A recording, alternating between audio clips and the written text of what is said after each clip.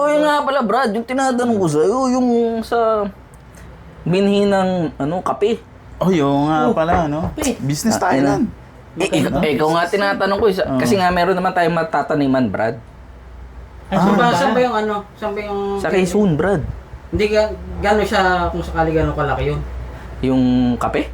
Hindi yung kape. Ayusin mo kasi yung tanong, Brad. Yung lupa daw, yung Yeah, lupa.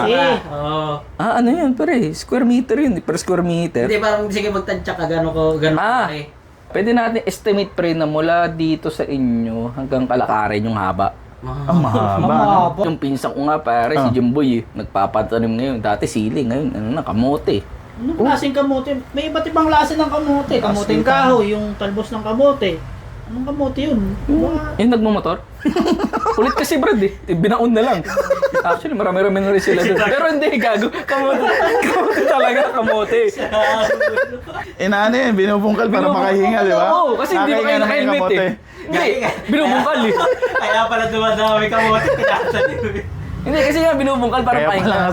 kaya pala may kasalanan, paparami kayo ng kamote doon, Brad. Tanim ka rin ng ng enforcer. Para pantay sila, ano? Pantay, Oo.